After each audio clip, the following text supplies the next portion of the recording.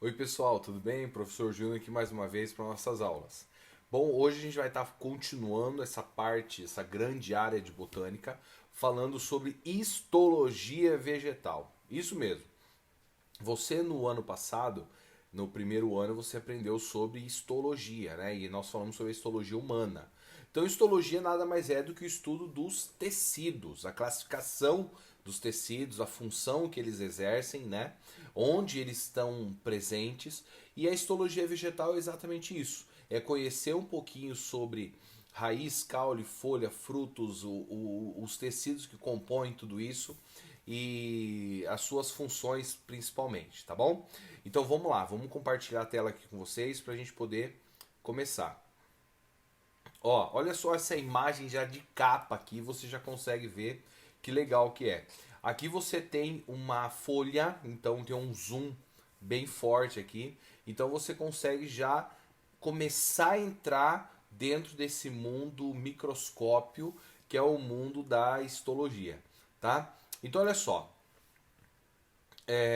aqui nós temos já falando sobre tecidos que a gente já comentou nas aulas anteriores, são os tecidos meristemáticos.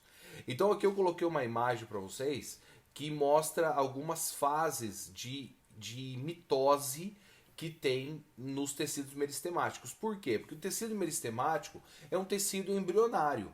Se é embrionário, ele está crescendo em números, ele está realizando mitose, então ele está aumentando em tamanho, né, o organismo, né? E nós temos dois tecidos, que é o tecido primário e o secundário. O meristemático primário é o que dá altura ao vegetal, né? Então, quando uma semente ela começa a germinar, a primeira coisa que sai dela é a radícula, que é a primeira raiz, que vai crescer em profundidade. Logo em seguida, vai crescer o caulículo, que seria o primeiro caule já verdinho para começar a fazer a fotossíntese. Né? Em seguida, ele já começa a se virar sozinho. Então, a semente ela tem muita proteína ali para ela poder dar esse primeiro alavanque e começar a mitose. E em seguida, com a absorção de água e nutrientes do solo, mais a fotossíntese, então ela começa a se desenvolver daí sozinha, produzir todo o seu próprio alimento. E o tecido secundário, o meristemático secundário, é o que dá largura ao vegetal. Né? Então, tanto que a ideia de você fazer um bonsai, por exemplo, você precisa se ater ao meristema primário para evitar com que ele cresça em altura. Né? E também controlar, obviamente, a largura. Mas ele acaba ficando aquela plantinha baixinha, pequenininha. Tá? Outra característica aqui, outro tecido, outra característica que a gente pode falar sobre tecidos meristemáticos primários são esses quatro exemplos aqui, ó. A protoderme, né, também chamada de dermatogênio, forma a epiderme do vegetal. A epiderme, entenda, por exemplo, a nossa pele, nossa epiderme seria a nossa pele. Então a epiderme seria essa parte mais superficial, daquela que você consegue tocar ali no vegetal.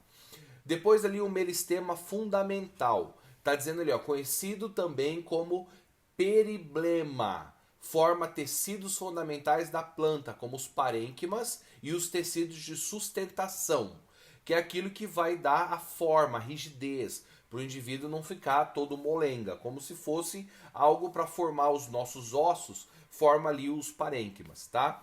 Depois nós temos ali o procâmbio. O procâmbio são eles que vão formar os tecidos de condução, que nós já falamos em outras aulas. Vamos falar também mais para frente em histologia vegetal novamente sobre os tecidos de condução. Então é ele que forma o xilema e o floema. E também ali o calipitrogênio, que são aqueles encontrados nas raízes, tá? Que origina a coifa, que nós vimos na aula anterior, que dá aquela proteção para a raiz poder seguir e evitar o impacto que a planta acabe morrendo, porque a raiz não consegue absorver o que precisa. Aqui nós temos os meristemáticos secundários, que é aquilo que dá a largura, né? Então você percebe que aqui foi feito um corte na transversal, tá? Na parte mais curta do caule, né? Então tem um caule aqui, é você cortar ele desse jeito aqui.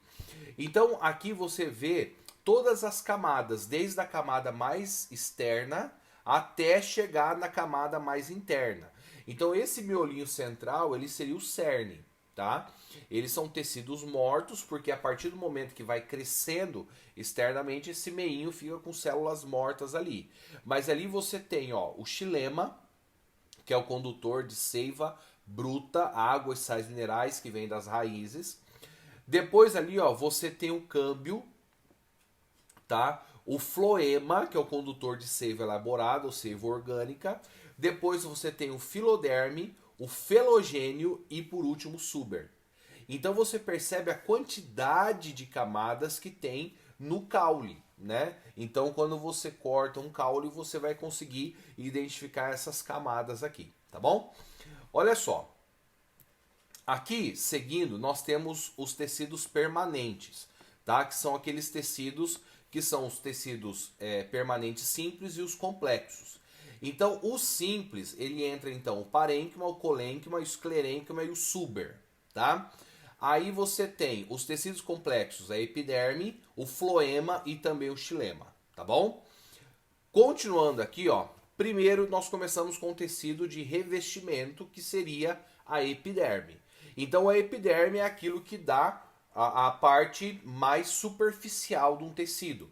Aqui você está vendo, por exemplo, um esquema que fizeram sobre a epiderme de uma folha. Então essa região aqui, ó, que eu estou passando um cursor para você dar uma olhada, seria a região que você toca na folha, né? Tem algumas folhas que são peludinhas, aveludadas, algumas que são bem lisas, né? Aquelas plantas xeromórficas que você encontra na caatinga, por exemplo, que vive em lugares áridos, você tem uma epiderme bem grossa, bem dura, assim, para ela poder armazenar água, né? Tá? Olha só aqui. Aqui nós temos alguns tipos de revestimento e proteção, que é legal para você poder saber. O primeiro aqui, então, é exatamente sobre isso que eu acabei de falar, das xeromórficas. Então, a cutícula, ela é de origem lipídica, então, a origem dos lipídios, e forma essa cutícula aqui, que evita o ressecamento vegetal, né? A desidratação. Então, quanto mais grossa é essa folha, essa camada, você percebe que a planta acaba perdendo menos água. Aí você tem a cera, que é aquilo que também reveste as folhas e os frutos, tá? Que dá aquele formato bonito, como essa maçã brilhosa que você está vendo aqui. Os acúlios, mais conhecidos para a gente como espinhos, né? Que caracterizam proteção ao vegetal. Temos aqui também os pelos, tá bom? Também chamados de tricomas, então tem umas folhinhas que elas parecem que são peludinhas, né? Que são esses tricomas aqui, tá? A função também é de defesa. Você tem, por exemplo, a orquídea. A orquídea, não, desculpa, a orquídea tem a folhinha lisinha, né? Uma plantinha, esqueci o nome agora, que ela tem a urtiga, isso mesmo. A urtiga, ela tem esses pelinhos, uma substância alergênica, assim, uma substância que acaba nos causando coceira, dor, né? Então elas são peludinhas assim e acabam tendo essa proteção. As papilas, como você está vendo aqui nas pétalas da rosa, que dá aquela característica mais aveludada, assim, bem macia, quase acetinada, que seria esse revestimento. Os estômatos, que você encontra nas folhas, né, principalmente na parte inferior das folhas, ele tem a função de trocas gasosas, ou seja, é dali que sai o oxigênio produzido na fotossíntese, é dali que entra o oxigênio também para a planta respirar, já que ela respira igual eu e você, e também manda o gás carbônico fora, tá? Então, além de liberar o oxigênio, libera o gás carbônico e absorve o oxigênio também, que ela respira, como eu já disse em outras aulas. Então, ela vai, mesmo que ela produz de oxigênio, ela também acaba absorvendo. Temos aqui também as lenticelas. As lenticelas, elas são... ela tem plantas adultas, elas funcionam como se fosse um estômato, também para trocas gasosas, só que ao invés de estar na folha, ela fica nos galhos e no caule, né? Que você acaba encontrando, tá? O outro tecido de revestimento e proteção seria o suber. O suber, ele é aquele que existe ao redor da planta, tá? Então você tem o suber nessa casca que você está vendo aí, é dela que eles fazem, por exemplo, a cortiça, a rolha, tá? Ela é formada por uma proteína chamada de suberina, tá? Que vai dar esse aspecto aqui da casca, tá bom? Ela auxilia também no controle de temperatura do vegetal, tá? Então alguns vegetais acabam tendo essa casca mais grossa, outros mais finas. Alguns vegetais acabam com o tempo essa casca secando, morrendo, eles acaba saindo sozinho ali com o tempo, o animal que passa e tal, né? Aqui nós temos mostrando para vocês também a periderme, tá? Então a periderme, você percebe que aqui ela está mostrando exatamente todas as camadas que a gente falou anteriormente ali, ó. Algumas delas pelo menos. Então o suber, ele seria esse tecido de proteção, né, que fica ao redor. Aí você tem o floema, que conduz a seiva elaborada ou seiva orgânica. Aí você tem também o câmbio, tá, responsável pela produção do xilema, tá, e do floema secundário. E aí você tem ali o alburno, que é onde você encontra o xilema, tá? Que é o que produz a seiva, seiva bruta, água e sais minerais, tá? Então você percebe que o xilema ele é mais no interior, tá? E o floema mais no exterior, tá? E no centro do caule você tem ali o cerne, tá? O cerne que é aquele que vai fica no centro com células mortas ali no meio. Então ele vai aumentando conforme os tecidos vão crescendo, vão se multiplicando lateral, o cerne ele vai ficando maior, tá? E aí por último aqui, os tecidos de sustentação, que é o esclerênquima e colênquima, tá? Então ele fala aqui, ó, o esclerênquima você tem uma localização mais externa e assim como o colênquima também tem uma localização externa. Agora, o esclerênquima, ele é formado por células mortas, tá? Então ele dá um reforço ali, fica enrijecido. Já o colênquima de células vivas, com reforço que é o que tem ali a celulose, que é aquele polissacarídeo, tá? Aqui nessa imagem nós conseguimos observar a epiderme, tá? Essa parte mais superior aí.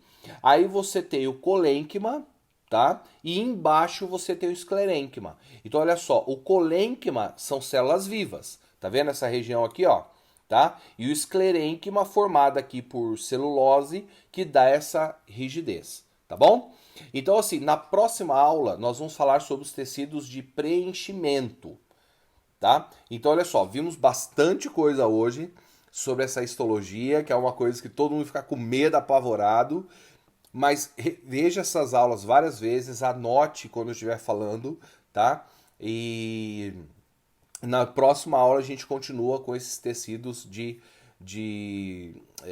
condução, né? O tecido de condução e o tecido também de preenchimento, tá bom? Pessoal, um grande abraço para vocês, uma boa aula, bons estudos, se dedica bastante, que a botânica acaba sendo bem linda, porque é essa vegetação que a gente precisa cuidar e conhecer, beleza? Um grande abraço e até mais.